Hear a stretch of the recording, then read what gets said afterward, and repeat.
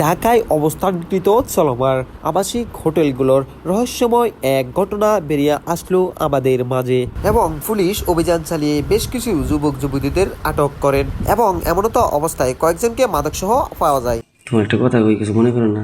কি? তোমার তো কতদিন এক রাতে বেরো করি, তোমার তো কিছুই হয় না না? তদন্ত চালানোর জন্য রয়েছেন ঢাকা ধানমন্ডি থানার পুলিশ ভাইরা। হোটেল কর্তৃপক্ষের কর্মচারী ভাইরা পুলিশ ভাইদেরকে বাধা দিয়ে এবং বিভিন্ন লোভ লালসায় থামাতে চাইলেও কোনো মতে থামেননি তারা। পুলিশ তল্লাশি করার জন্য ভিতরে ঢুকেন। ভিতরে ঢুকতেই দেখা যায় নানান রকম রহস্যময় জিনিস। রুমগুলোতে ঢুকতে দেখা যায় বিভিন্ন আইটেমের কন্ডম ছড়িয়ে আছে এবং অনেকেই এমনতো অবস্থায় আছে যা দেখলে আপনার মাথা মিনিটেই চমকে যাবে। ভাবতেই অবাক লাগছে এমন কিছু হবে। অনেকে আছে টাকার বিনিময়ে নিজের শরীরকে বিলিয়ে দিয়ে এবং মদ খেয়ে মাতলামি করে মজা নিতে। খুব আনন্দে তারা সময় পার করছেন, একবারে কোনো চিন্তা নাই তাদের।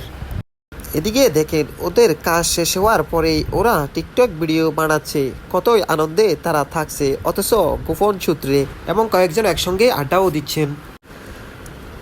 তারা নিজ মুখে অনেকজন জানিয়েছেন কাস্টমার যখন চলে যায় তখন তারা একে একজনের পাশে গিয়ে অনেক মজা ফুর্তি আনন্দ করেন।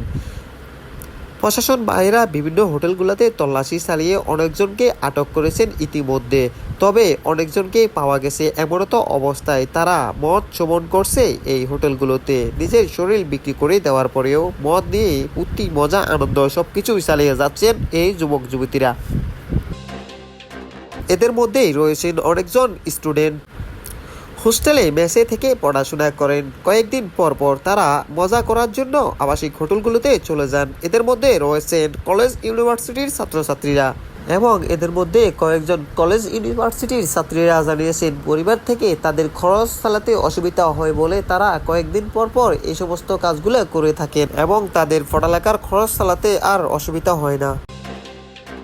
এদের মধ্যে অনেকে কান্না করে জানিয়েছেন তারা মাসে একবার আসে, 2-3 দিন থেকে কিছু কাজ করে তারপরে তারা আবার চলে যায় পুনরায় তাদের স্থানে। এমন কাজগুলো তো চলমান থাকবে। এই কাজের জন্য যদি কোনো শাস্তি তাদেরকে না দেওয়া হয় এবং কোনো দায়ভার না নেয় প্রশাসনেরা, তাহলে তো এগুলা চলমান থাকবে। ভাই এখন আমি তো যে আসতে চাইছিলাম।